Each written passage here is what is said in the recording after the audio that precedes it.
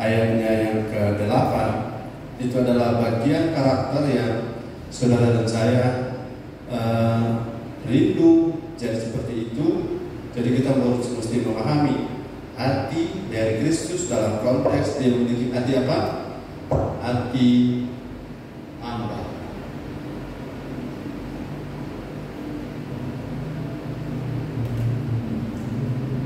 Kalau seseorang dari level bawah kemudian mau dijadikan hamba, itu barangkali agak lebih mudah kalau dibanding dengan orang yang level dari atas.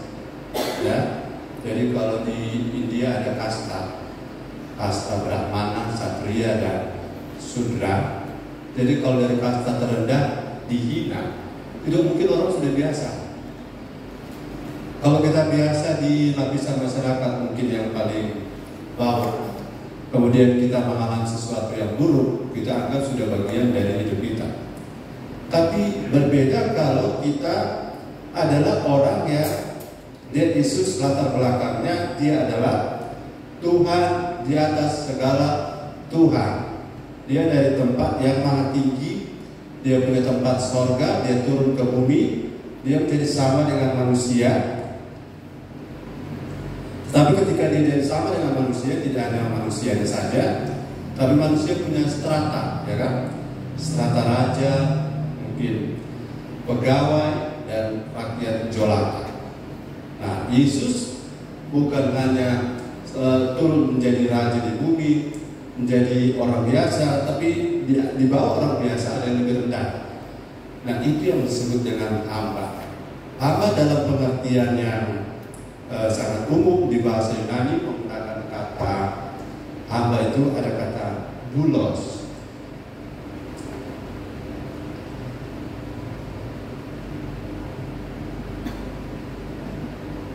Doulos. Ucapkan sama saya doulos.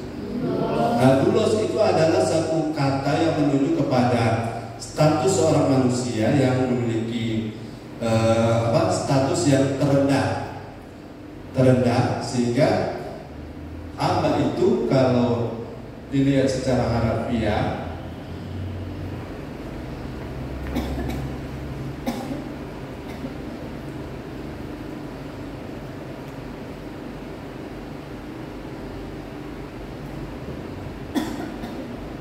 hamba adalah seorang yang tanpa hak asasi.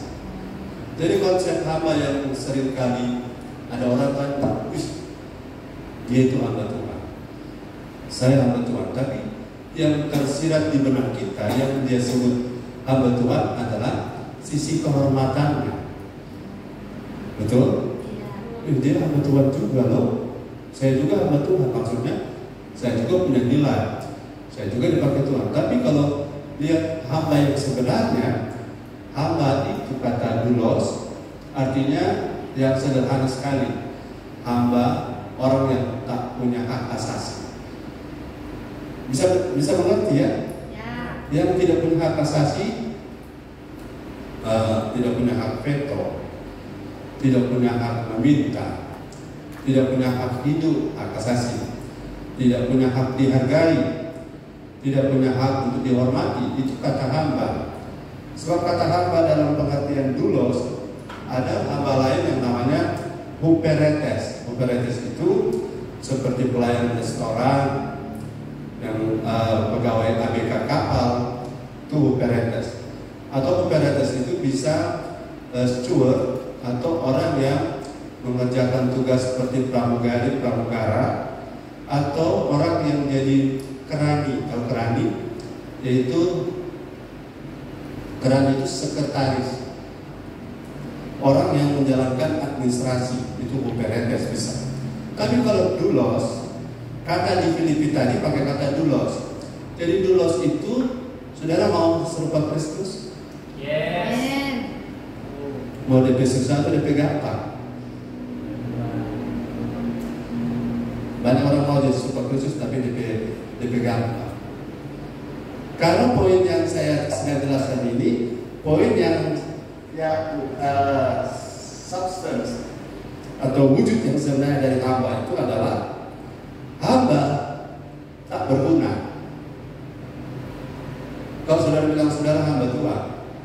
Saudara sebenarnya sedang mengakui hamba itu tak berguna. Tapi kalau orang ngomong, kita juga hamba Tuhan dalam pandang itu kata hamba tidak tepat. Justru kalau saya juga hamba Tuhan, tolonglah injak saya supaya saya lebih ke bawah. Itu baru cocok untuk pakai kata hamba. Atau kata orang Jawa, ya ada kata yang lebih kasar. Budak kan? Ya budak. Tapi orang Jawa bisa ada kata, jadi budak, betul budak ini hak asasi tidak ada karena diperjualbelikan. Tapi kalau di Jawa ada tuh, kalau sekarang kan suka naik pangkat itu pembantu rumah tangga. Pembantu rumah tangga jadi apa sekarang? Asisten rumah tangga, ART. Tapi dulu DPR-nya jadi dapat. Dapat hadiah sama dia, mau kasih hadiah dia.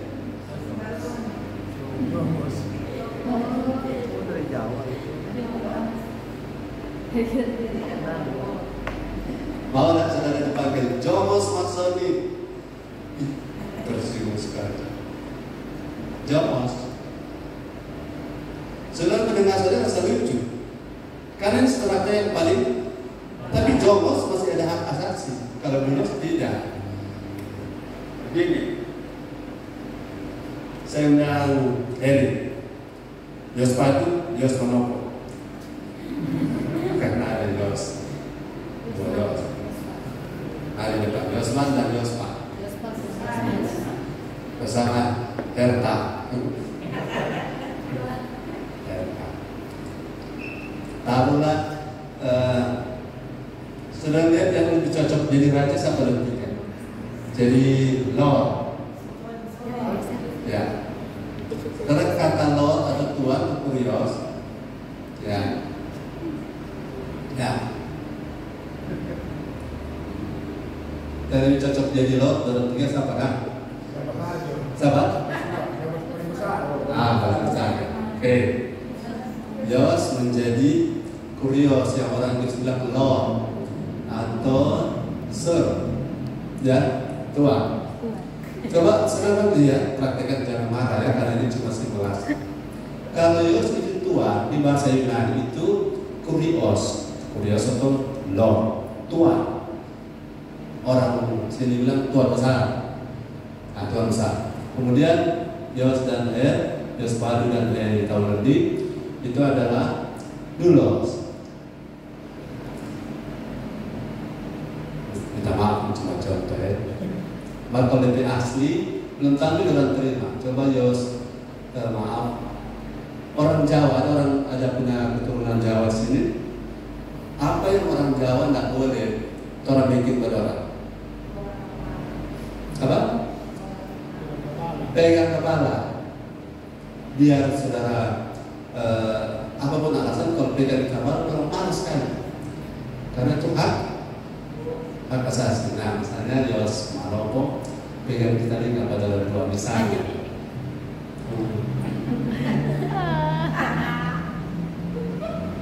Minta maaf ya, taruh.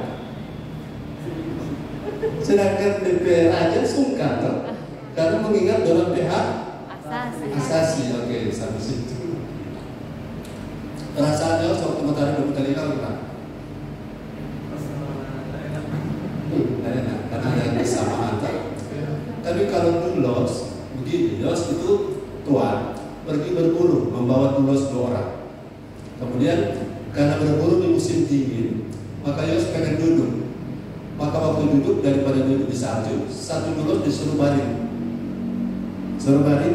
dan Yos duduk di atas salah satu Dulos.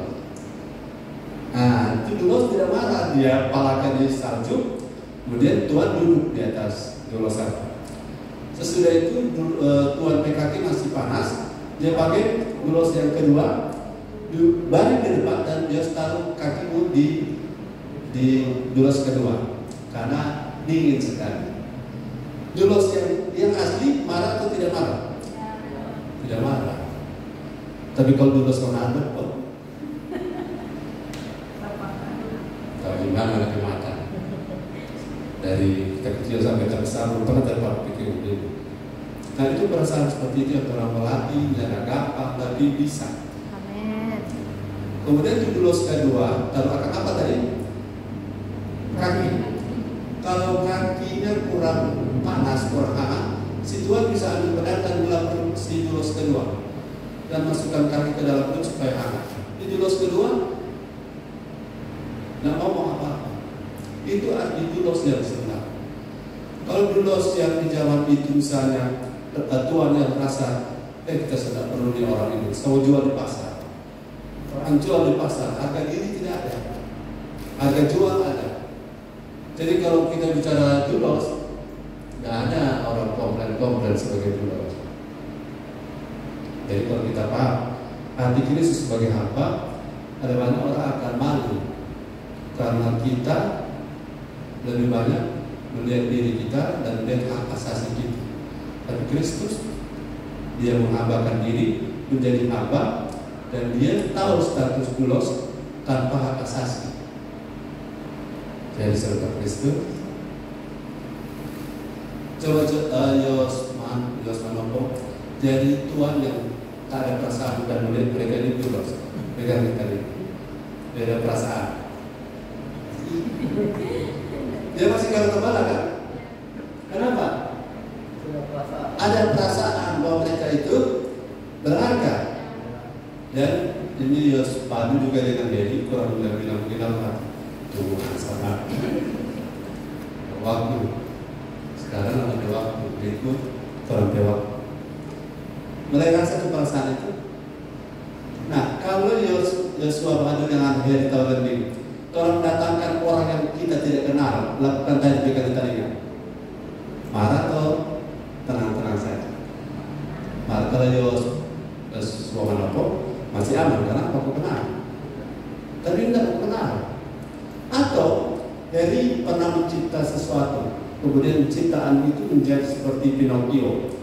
Dia hidup karena Heri.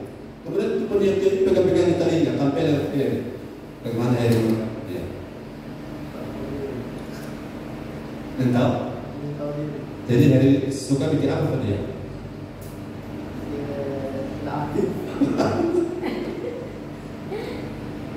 Oke, terima kasih sekali.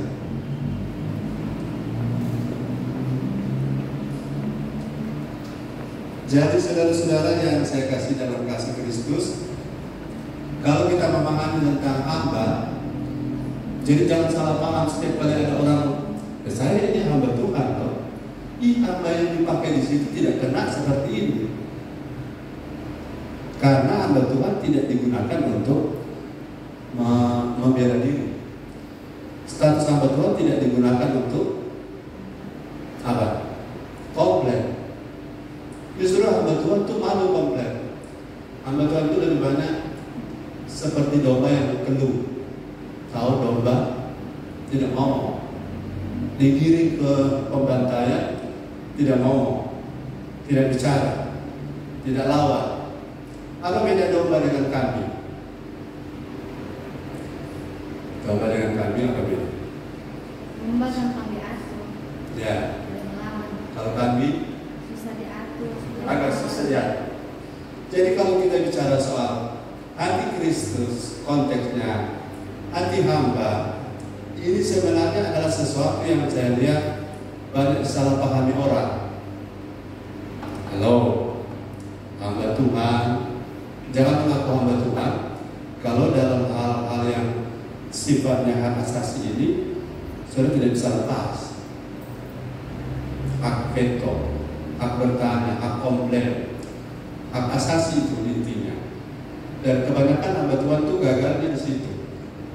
Saudara boleh berhasil dari sisi jumlah dan lain-lain, tapi di sisi kualitas itu Tuhan melihat hati. Amin. Katakan amin. Amin.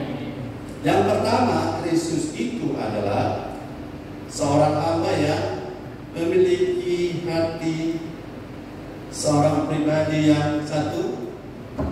Di dalam hati Yesus sebagai seorang hamba, dia rendah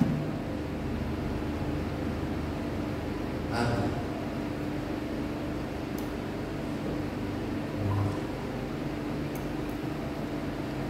rendah hati. Apa beda rendah hati dan rendah diri? Rendah hati dan rendah diri. Rendah diri, minder. Ya. Kalau rendah hati, Sadar diri. ya. Sadar diri. Ya. Bukan sadar. Jadi rendah hati itu adalah satu kualitas di mana posisi hatinya sudah pasti tidak tinggi, tapi dia kenal diri dan tahu menempatkan diri sesuai dengan firman. Tapi kalau rendah diri itu merasa kurang karena kurang pengenalan akan kebenaran. Minder namanya. Jadi rendah hati itu adalah sebuah karakter. Mari Matius 11 ayat yang ke-29.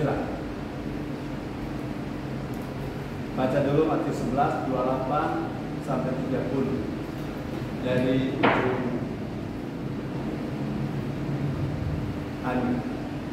Matius 11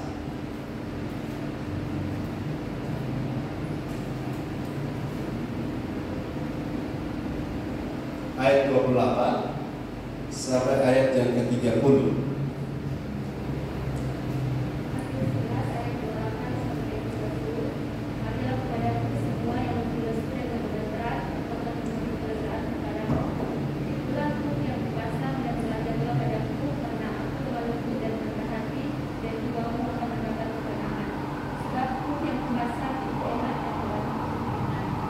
Ya. Ayat berapa? Belajarlah kepadaku karena aku lemah lembut dan rendah hati. Perhatikan, rendah hati ini adalah poin yang saya lihat pada seorang yang punya hati seorang hamba. Rendah hati adalah sesuatu yang bisa membuat Tuhan mengangkat saudara. Tapi tinggi hati adalah awal dari kehancuran, kejatuhan, kehancuran. Jadi ketika saya perhatikan catatan tentang firman tentang Yesus, rendah hati yang diperlihatkan oleh Yesus, Matius 11 ayat 29 ini adalah, saudara perhatikan bahwa pribadi Yesus tidak suka mempromosikan diri. Haleluya. Tidak apa dia? Tidak suka mempromosikan diri. Tidak promosi diri. Hati-hati promosi diri.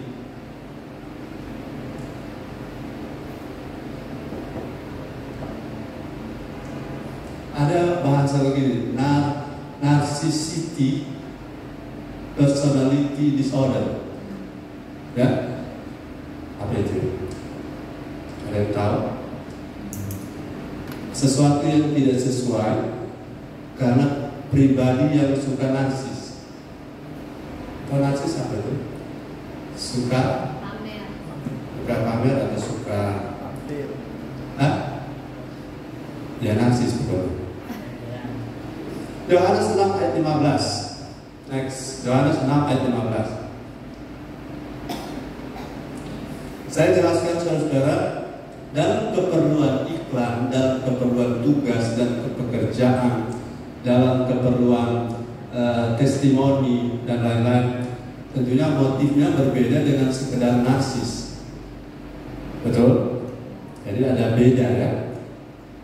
Kalau saudara mau diangkat atau mau dipuji, biarlah siapa? Orang lain. Mulut orang lain. Jangan diri sendiri. Next, baca ayat Yohanes 6 ayat 15. Ini soal rendah hati. Saya ingin jadi orang yang rendah hati, seperti Kristus. Haleluya. Nah, contoh kasusnya adalah Yohanes 6 ayat 15. Karena Yesus tahu bahwa mereka hendak datang dan hendak membawa dia dengan paksa untuk menjadikan dia raja, ia menyingkir pula ke gunung seorang diri. ketika dia tahu bahwa orang setelah 5.000 orang diberi makan, kan orang kagum 5.000 orang diberi makan dengan 5 ketul roti dan 2 ekor ikan. Jadi kalau ada orang seperti ini, itu kalau mau bacalek cepat jadi. Iya. Betul?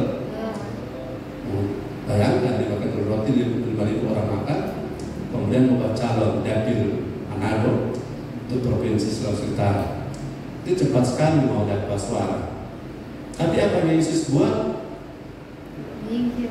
Dia menyingkir, terbalik. Karena bagi dia, yang dia lihat bukan promosi dari manusia yang dia cari. Walaupun kalau manusia angkat kita itu boleh, baik. Tapi pertanyaan, apakah itu dari Tuhan? Apakah itu dari Tuhan? Karena kalau dari Tuhan pasti tidak ada intervensi kita. Amin. Tidak ada rekayasa dari kita. Yes. Jadi orang-orang yang disembuhkan Yesus, dilayani Yesus, pernah berkali-kali atau hampir setiap kali Yesus menyembuhkan orang, dia justru larang beritahu. Nah, kalau saya sembuhkan orang, dia bangkitkan orang mati di belakang, dia larang, jangan kasih tahu siapa yang bangkitkan dia. Itu karakter Kristus. Mari kita lihat Lukas 5 ayat 14.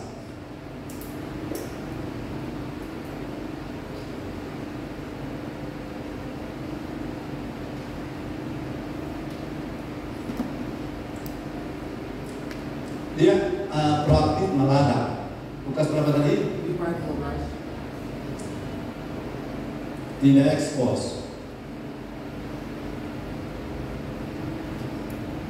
Memang ini perlu dijaga adalah motivasi. Amin. Amin. Amin. Dalam rangka iklan, pengumuman, atau dalam rangka sudah memberitahu supaya orang yang butuh bisa tahu, itu berbeda. Lukas 5 ayat 12. Tapi Yesus punya ciri, setiap kali ada orang disembuhkan, dipulihkan, dia bilang apa? Berikut. Lukas 5 ayat 15. Tetapi kabar tentang Yesus makin jauh tersiar. 5:14. Lebih 15 itu yang lebih akibat justru. Yesus melarang orang itu memberitahukannya kepada siapapun juga dan berkata, "Pergilah, perlihatkanlah dirimu kepada imam dan persembahkanlah untuk pentahiranmu persembahan seperti yang diperintahkan Musa sebagai bukti bagi mereka." Ya, Tuhan Yesus setelah menyembuhkan orang, apa yang dia buat? Ada kata larang di situ. Dia melarang justru, jangan dulu ya, jangan kasih tahu, jangan posting. Apakah salah ada iklan tentang kesembuhan? Tidak. Jangan sampai kita jadi ekstrem salah. Orang sembuhkan kan testimoni, saksian.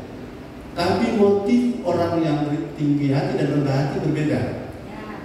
Lihat ayat 15 akibatnya coba.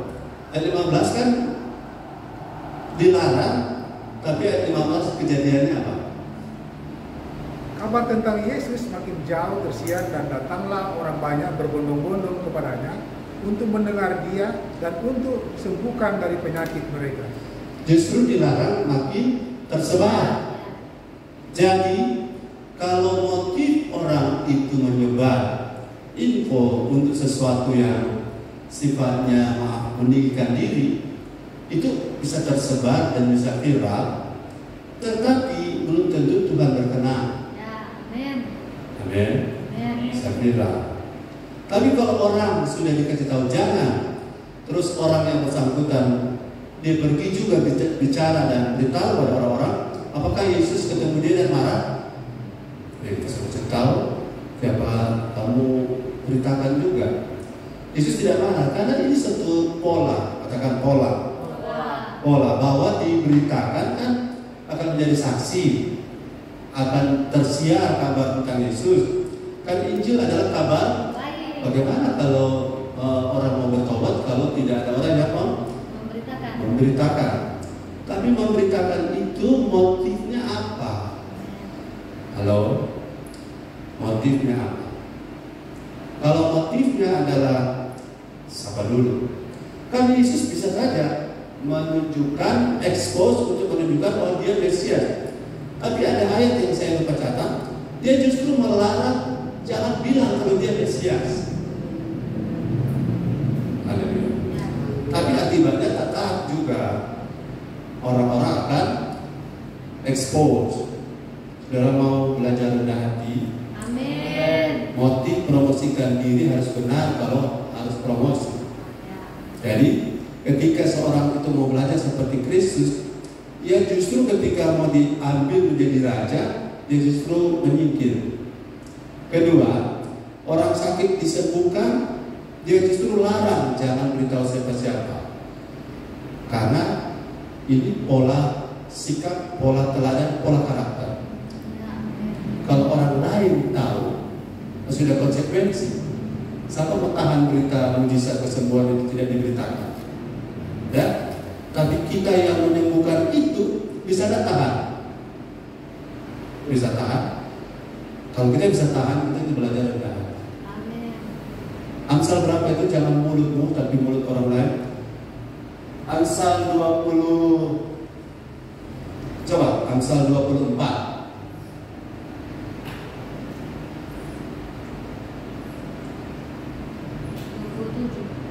27. Coba baca.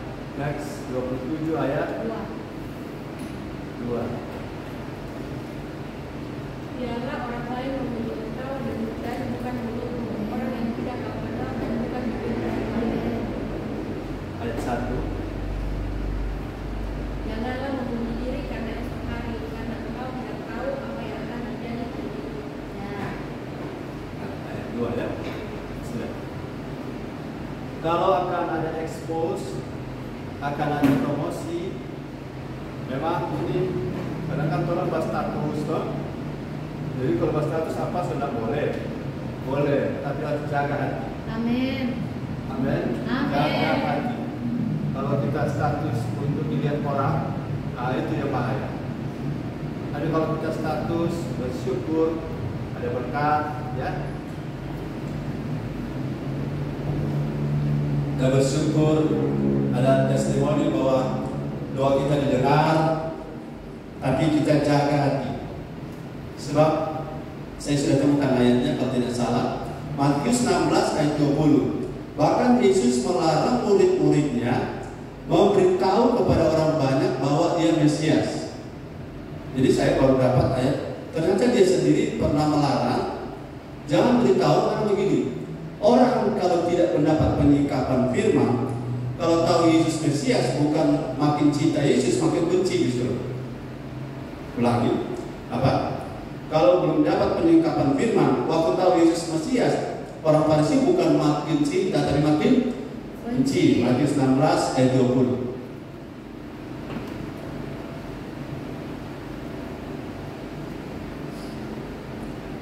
Matius 16 ayat 20. Lalu Yesus melarang murid-muridnya supaya jangan memberitahukan kepada siapapun bahwa dia Mesias. Ya. Tapi coba lihat di Lukas atau di mana ada tulis dia melarang keras. Melarang keras. Ada kata melarang keras. Ada apa? Lukas berapa? Ya. Ya, ada 4 kali dia bilang dia melarang keras. Ayat berapa? Lukas 9 ayat 21. Lukas 9 ayat 21. Next.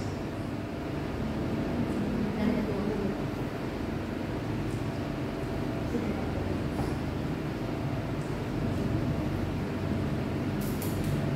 Lukas 9 ayat 21.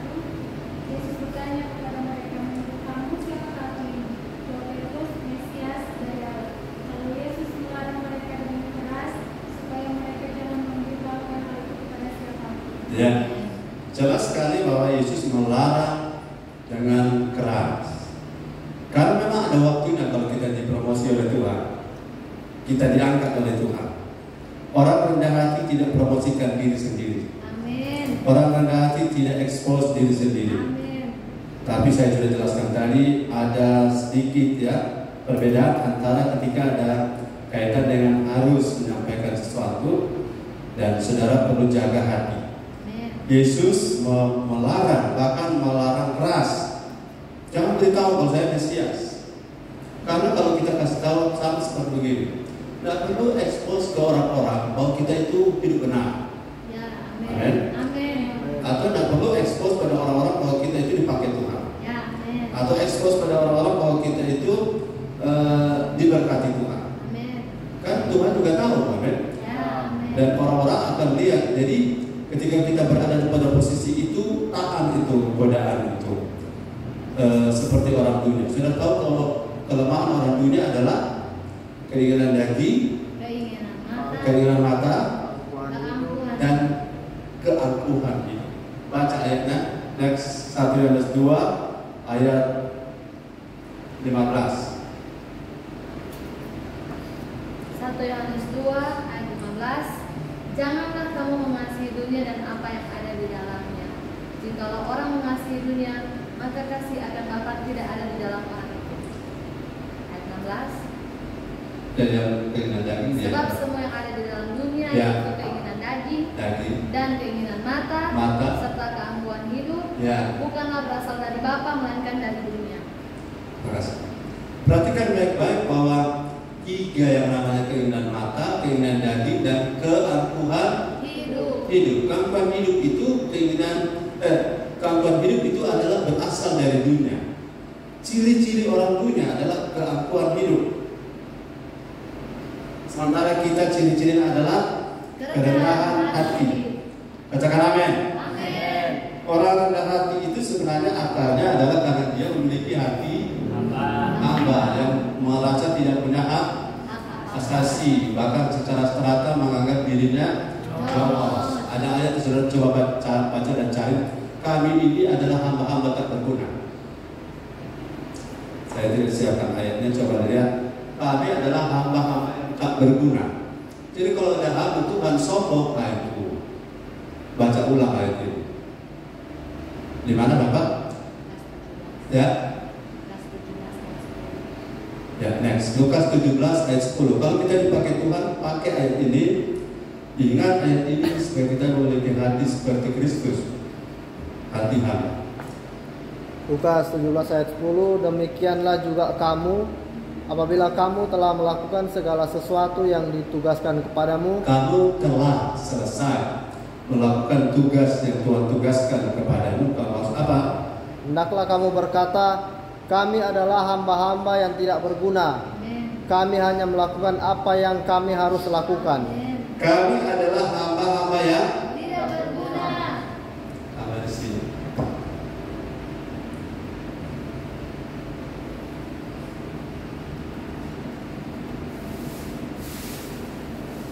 Sebenarnya kita tidak berguna. Kita cuma berguna kalau Dipakai oleh Tuhan pakai. Haleluya. Haleluya. Jadi kalau saudara dan saya dipakai Tuhan, kemudian mau jadi serupa Kristus yang dipakai Tuhan, milikilah poin ini, hati hamba yang di dalamnya, kalau hamba itu, kehambaan itu ada, maka yang akan muncul yang pertama-tama adalah rendah hati, bukan rendah diri ya. Rendah hati karena mengenal siapa kita di dalam Kristus. Kristus saja bisa jadi hamba, mengapa kita jadi tuan? Amin. Amin. Amin. Kita akan jadi hamba. Karena sebenarnya kita nanti berguna ketika Tuhan kita menggunakan kita. Amin. Kalau Tuhan kita tidak menggunakan kita, tidak berguna sama sekali. Amin. Kalau tidak berguna, bahasa lain apa? Worthless. Hah? Worthless. Apa tadi? Ya, betul, itu yang saya mau bilang. Tidak berguna sebenarnya. Saudara simpan-simpan barang ini.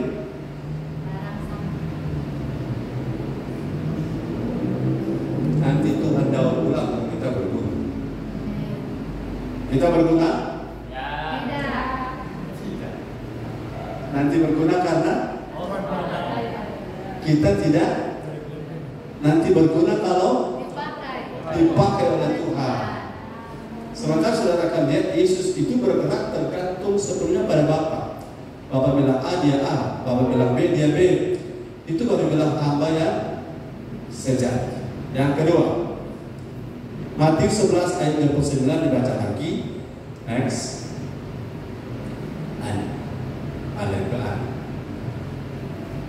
Matius 11 ayat 29.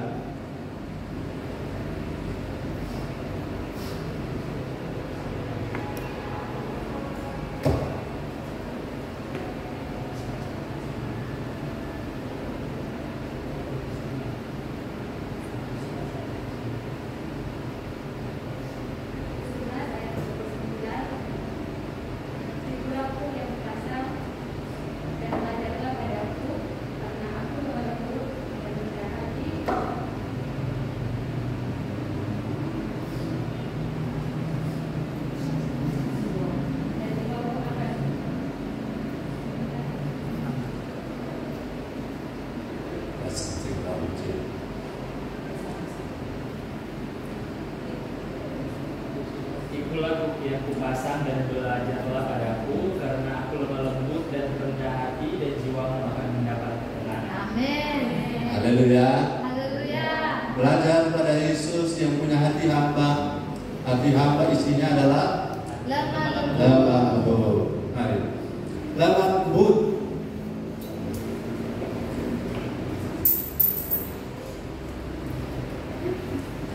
Jadi ketika Yesus memiliki hati seorang hamba, maka yang nampak pada ayat ini bahwa hati Yesus adalah hati yang lemah lembut. Saudara sudah pernah dengar apa arti lemah lembut? Mudah dibentuk. Ya. Lemah lembut sebenarnya bukan soal slow motion, bukan slow talk, bukan rendah nada. Tapi lemah lembut adalah mudah, bahasa lainnya proses, mudah dibentuk. Haleluya. Ya. Hamba itu paling mudah dibentuk.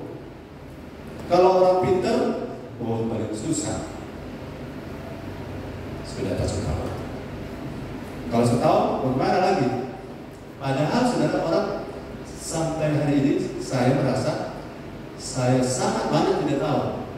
Karena saya belajar terus. Kalau orang sudah merasa tahu, maka sudah tidak bisa lagi diberitahu. Amin. Betul? Kalau saya sudah merasa tahu, ada banyak yang saya dengar dari orang yang selalu memberi saya makan. Saya dengar dulu sudah saya dengar, sekarang saya dengar lagi, tapi terbuka. Ayat yang sama mengerti, atau istilahnya ayat yang sama dimensinya berbeda, saya tangkap, atau perspektifnya, sudut pandangnya berbeda. Dulu saya tidak tahu. Contoh, selama ini kan saudara kalau dengar ayat yang mengatakan apa yang belum pernah dilihat oleh mata, apa yang belum pernah didengar oleh telinga, apa yang belum pernah muncul dalam perasaan, itu sediakan. Yang saudara ingat adalah hati. Padahal itu bukan. Lebih tinggi dari itu adalah pengenalan akan Kristus, hidup dalam dimensi spiritual. Itu kan belum pernah dilihat. Kalau materi sudah pernah lihat, tidak ada yang baru di muka bumi. Ya, oke. Jadi poin yang kedua daripada hati Kristus sebagai hati hamba adalah mudah dibentuk.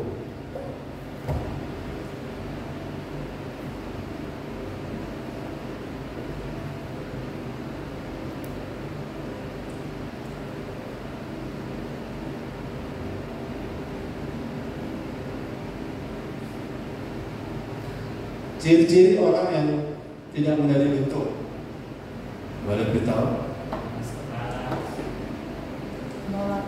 Itu sifat, tapi aksi, reaksinya. Apa orang yang itu sikap, tapi ada aksi yang dia keluarkan. Itu masih sikap. Apa yang dia keluarkan?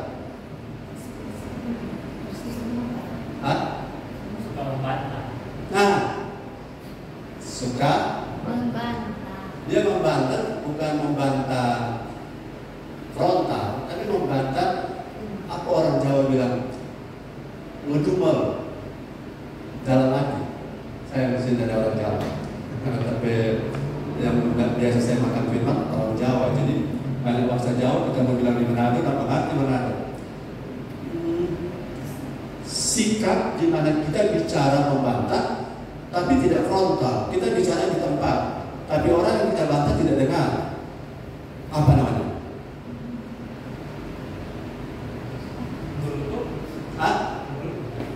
Tidak, sama dengan Gembala bilang tadi. Apa tadi?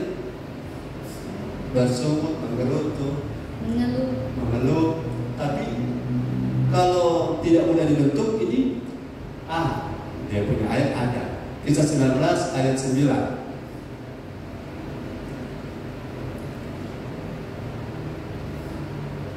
Kisah 19 ayat 9. Siapa pikiran? Yosua apa?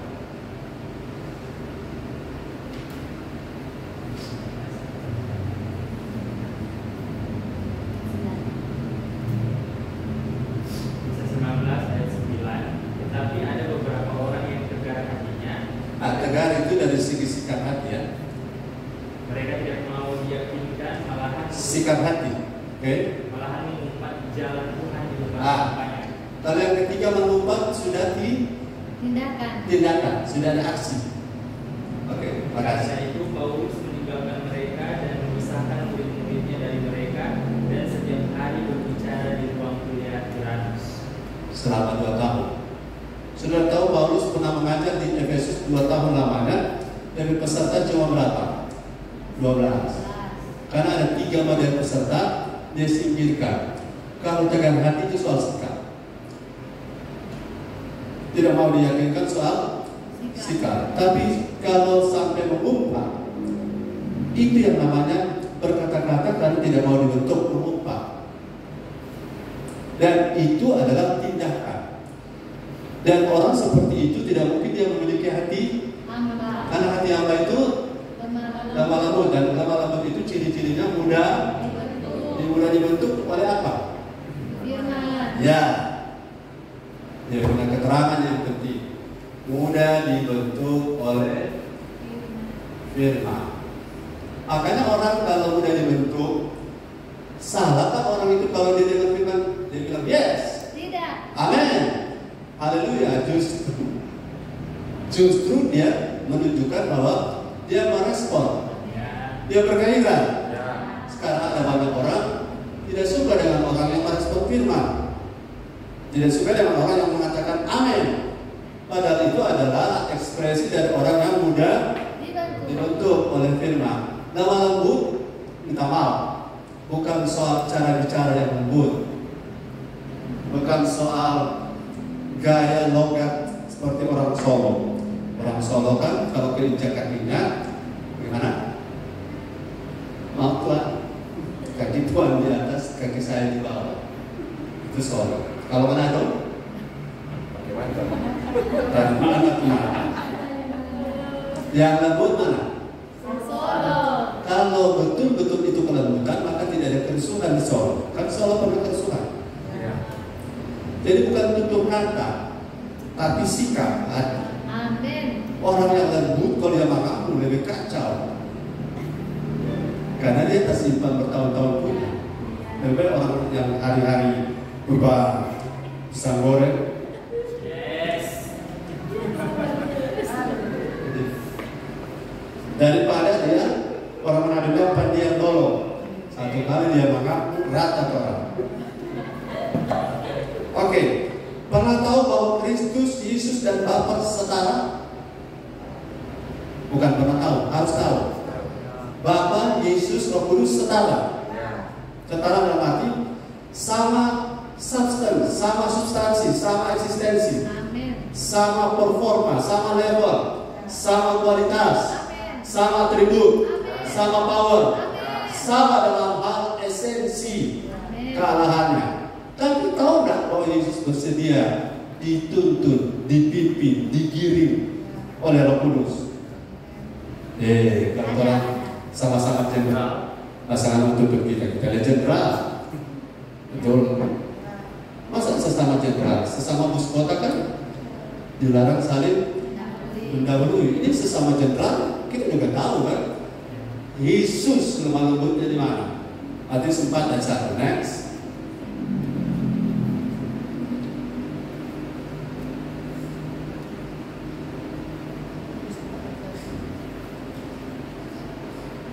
Ayat 4, pasal 4 ayat 1. Matius 4 ayat 1. Maka Yesus dibawa oleh Roh ke padang gurun untuk dicobai iblis. Mudah dibentuk, mudah diarahkan. Betul? Masa Roh Kudus, kalau Roh Kudus dengan Tuhan Yesus bercerita, Roh Kudus mau bawa kemana kita ini? Dia bilang mau bawa di padang gurun. Mau diapakan di sana? Dicobai. Dikira dia berjalan-jalan. Mau dicobai di sana. Yesus bisa bilang begini, nggak usah, saya bisa sendiri. Saya kan dengan kamu sama Maha Kuasa, kan? Enggak, saudara-saudara. Ini sesuatu sikap yang lemah lembut, merasa bahwa saya sedang diproses untuk tujuan menjadi juru selamat di bumi. Maka Yesus bersedia, katakan bersedia, bersedia diarahkan oleh Roh Kudus. Bahkan selama hidup di bumi, Yesus bergantung pada Bapa dan bergantung kepada Roh Kudus 100%. Nah, itu luar biasa. Kita siapa? Nah, saya mengaku saudara, orang ini punya pergumulan adalah kebergantungan kita pada Tuhan Bapa di surga dan Roh Kudus, itu yang masih harus jadi PR. Kita kalau tak angkat sedikit, tapi tak sedikit, tambah gelar sedikit, kadang kita lupa diri. Padahal kita harus memiliki hati Kristus, yaitu hati hamba. Dan poin hati hamba biasanya lemah lembut. Jadi kalau saudara temukan secara kasuistik, jangan lihat orang lain ya, karena tidak itu orang lain firman itu. Firman itu untuk siapa? Diri saya sendiri. Kalau saya mudah dibentuk oleh firman, jadi berkesimpulan terbalik. Kalau saya mudah dibentuk oleh firman, berarti saya ada memiliki karakter lemah lembut. Lemah lembut ini berarti saya punya hati hamba seperti Kristus. Diputar, Kristus punya hati hamba.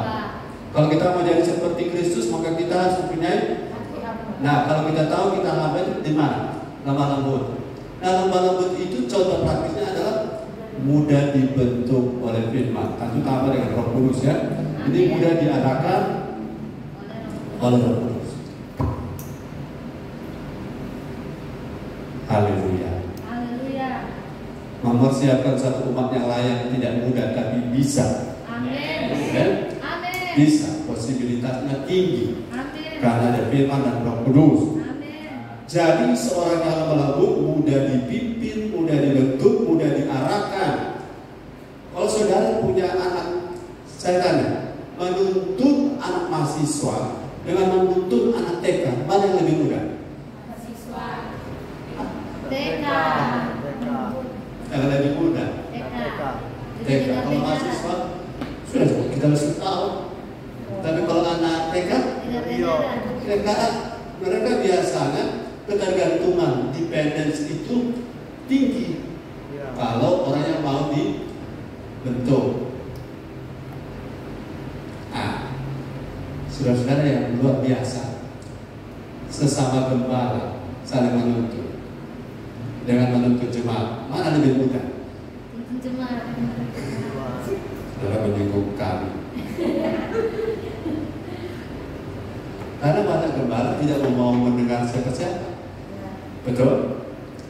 Tidak lagi mendengar siapa-siapa, artinya mau didengar tapi tidak mendengar siapapun. Padahal tidak boleh begitu. Bagaimana kita bentuk orang, kita sendiri tidak mau dibentuk. Begitu, saya dibentuk terus, dibentuk. Supaya pada waktu saya membentuk, orang tidak tuduh, kamu bentuk orang kamu sendiri. Betul atau betul? Haleluya. Kemudian lemah lembut itu adalah selalu yang ketiga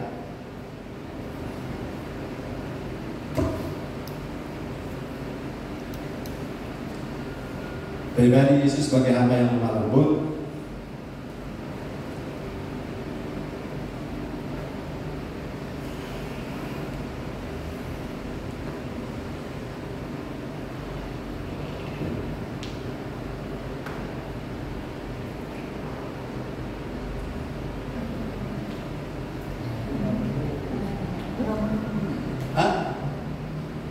Mudah menunggu waktu Tuhan.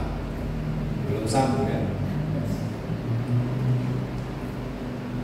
Jadi kalau saudara misalnya ada latihan, saudara yang datang terlambat dengan begini, kamu yang sudah datang lebih dulu mesti memiliki hati hamba. Maksudnya kami yang terlambat ini kamu tunggu, karena dengan kamu tunggu kami tuh hati hamba. Tidak boleh begitu. Kita yang terlambat yang mesti sadar diri. Amin. Ya, jangan diputar di kelemah putar ini. Kita yang tahu-tahu terlambat sudah pasti tidak perlu ditanya, itu sudah yang salah kalau latihan kan. Jadi jangan pakai ayat ini. Kamu ini tidak lemah lembut. Lemah lembut itu sabar menunggu. Tapi kalau yang ditunggu itu salah, kalau time-nya kesediaan di jam 7 tahu misalnya. Tahu? Maka yang tidak datang tadi itu yang harus sadar diri, bukan dipakai ayat ini. Menunggu. Mari kita lihat Yohanes 2 ayat 4 dan 11. Saudara pernah dengar bahwa Yesus itu berapa lama dia, umur berapa dia melayani Tuhan? Mau mulai? 30. Berapa? 30. Saudara bayangkan dia ada tunggu itu waktu untuk mujizat pertama kali 30 tahun. Yohanes 2 ayat 4 dan 11, silakan. Yohanes 2 ayat 4 dan 11. Kata Yesus kepadanya, "Mau apakah engkau daripadaku, Ibu? Saatku belum tiba." Ayat 11. Hal itu dibuat Yesus di Kana yang di Galilea sebagai yang pertama dari tanda-tandanya, dan dengan itu ia telah menyatakan kemuliaannya dan murid-muridnya percaya kepadanya. Lompat sampai ayat 11, lompat saja. Yohanes 2 ayat 4 dan 11. 11. Oke, jadi lihat ada tulis di sana bahwa itu adalah mujizat yang pertama. Dan di ayat 4 Ibu Yesus mengatakan mereka kekurangan anggur. Tapi Yesus jawab apa? Mau apakah engkau? Mau apakah engkau? Karena waktuku belum tiba. Haleluya.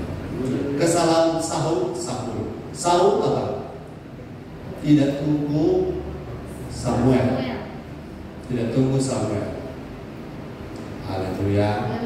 Lama lembut itu berarti tunggu waktu Tuhan. Amin.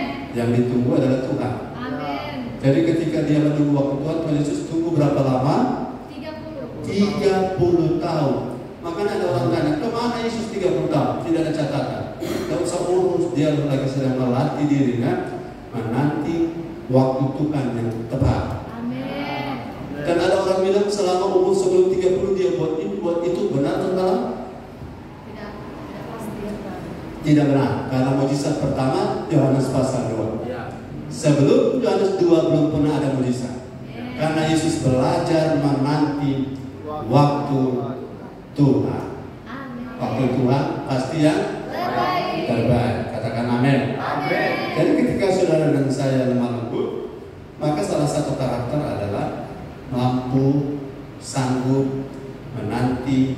Kan mudah diarahkan, mudah dibentuk, mudah diarahkan, dan selama itu kita akan mudah untuk menahan diri sampai approve dari Tuhan. Amin. Tuhan bilang, ini waktunya. Lakukan. Hah? Ya, puji Tuhan. Kebetulan itu ketaatan itu poin 3. Haleluya. Oke, sampai di sini saudara tangkap firman. Amin. Nanti sambung lagi minggu depan.